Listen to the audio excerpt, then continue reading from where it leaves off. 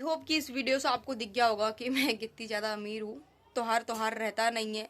त्योहार तभी होगा जब मेरे ड्रीम्स पूरा होंगे। वे देखते हैं कि ये मेरी उम्मीद कायम रहेगी कि नहीं रहेगी। कि मेरे जो फादर हैं वो यूपी से हैं।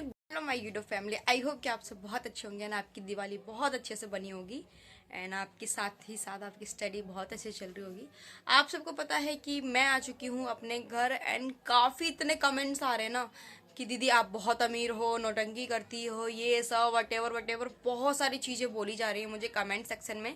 तो मैं आपसे एक ही चीज़ बोलूँगी, ये वीडियो बिल्कुल भी स्किप मत करना, क्योंकि इस वीडियो में मैं आपको अपनी असलियत बताने वाली हूँ कि मैं कितनी अमीर हूँ।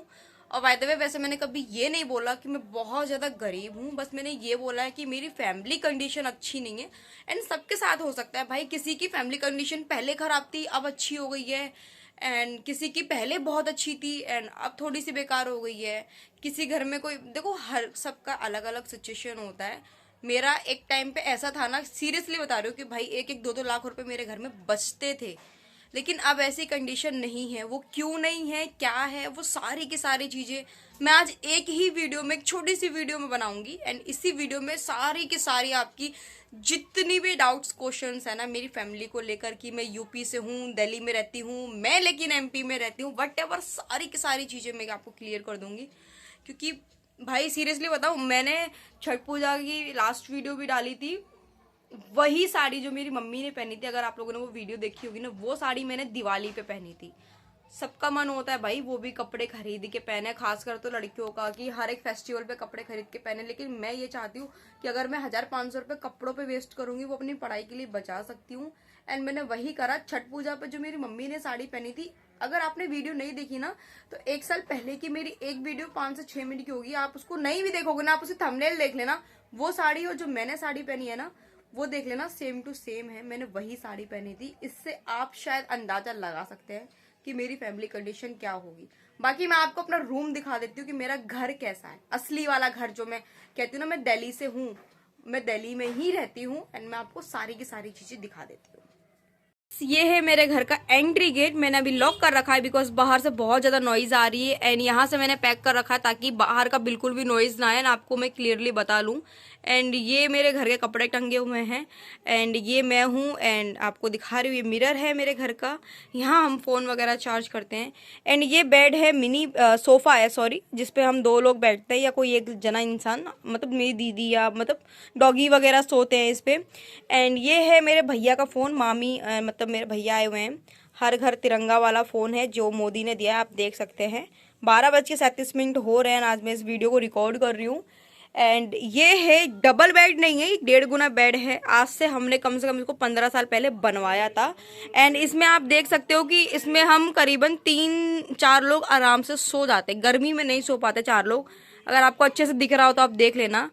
एंड ये जो आप कह रहे थे ना पर्दा वगैरह देख के, मैं आपको ये भी बता देती हूँ, आप देखना इसके पीछे क्या है। इसके पीछे है अलमारी, और ये अलमारी भी मेरे दीदी के सर ने दिया था, उनके घर में कोई और अलमारी आ गई थी इसलिए उन्होंने दिया था, तो हमने पर्दे से इसको कवर कर रखा है। एंड ये है मेरे घर का वॉशरूम, भी देख सकते हो हम कितने ज़्यादा अमीर हैं, जिसमें हम बर्तन भी मतलब धो वो लेते हैं। एंड ये हमने इसलिए पोर्ट लगा रखा है कि हम आसानी से अपना काम वगैरह कर सकते हैं। इतना पैसा था मेरे पास कि मैंने इसमें गेट भी नहीं लगवाया है। एंड आपको एक चीज़ और दिखा दूँ, ये है मेरी मेहनत जो आज से 4 साल पहले मैंने बहुत ज़्यादा करी थी। ये शायद मैंने आपको वीडियो में दिखाई भी थी, लेकिन अब मैं नहीं कर पा रही हूँ बिकॉज ऑफ इतना मतलब नहीं हो पा रहा है, स्टडी वगैरह कर रही हूँ मैं। एंड एक चीज़ और दिखा देती हूँ, अभी माइंड मत करना झाड़ू नहीं लगाया मैंने, क्योंकि मंदिर है, हम पोछा मतलब अच्छे से क्लीन नहीं करेंगे। ये मेरे घर का मंदिर है, ये भी देख सकते हो कि हमने मंदिर भी बनाया है।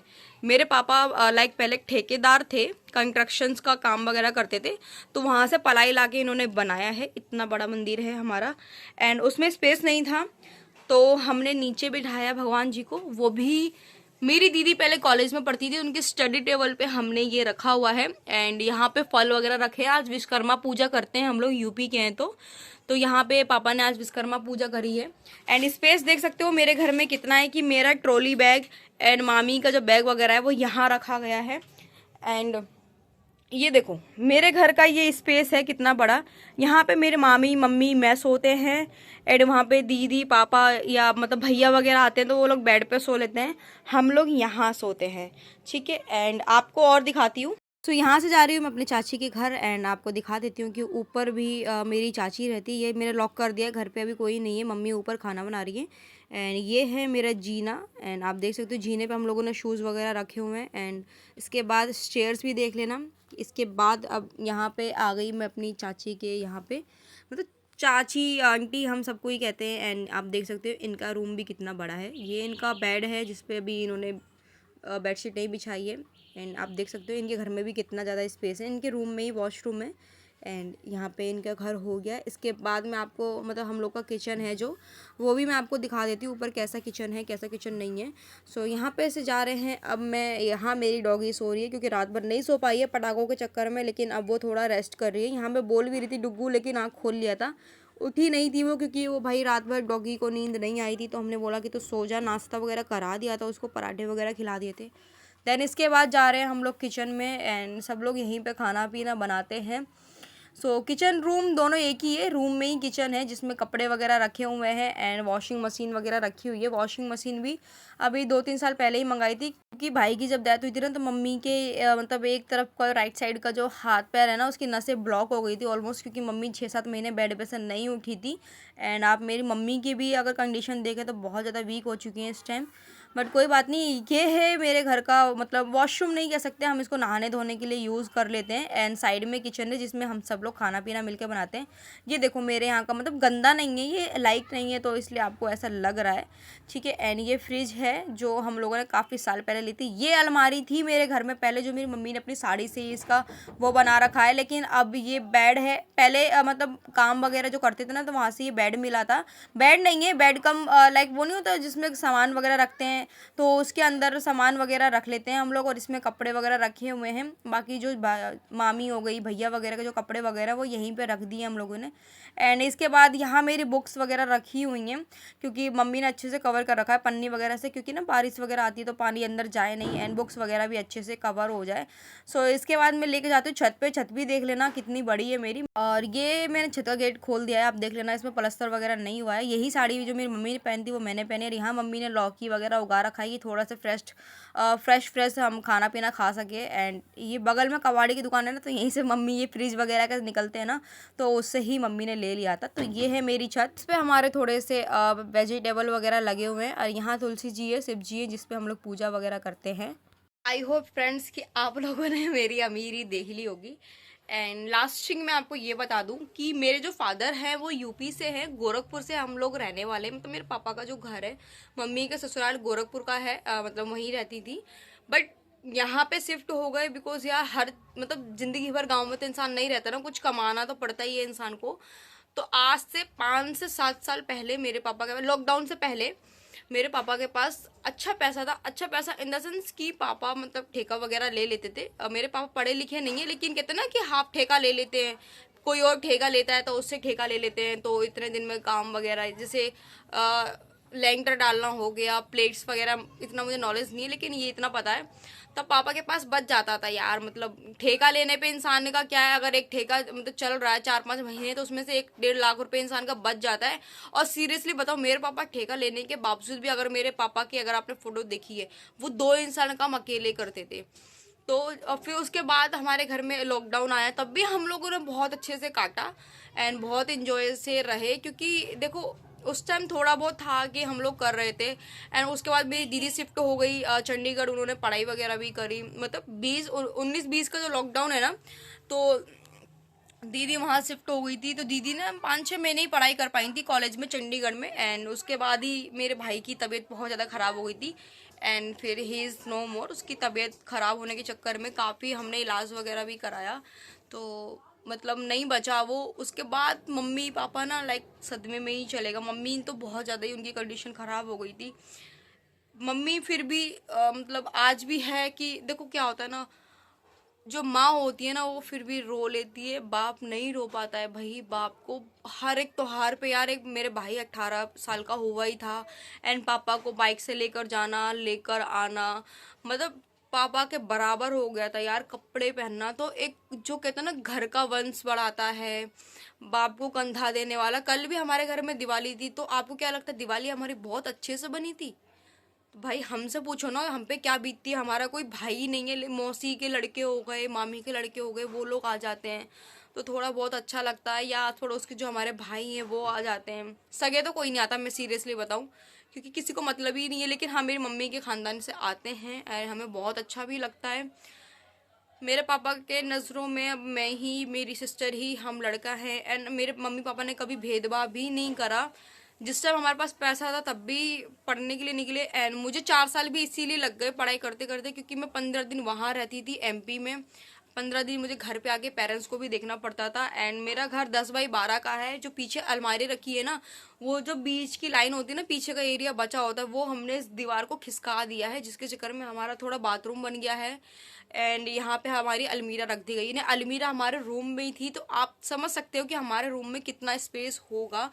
एंड वही चीज़ है कि भाई एक टाइम पे सबके पास पैसा होता है, अब नहीं है हमारे पास, हमें वो सारी चीज़ें फेस करनी पड़ रही है।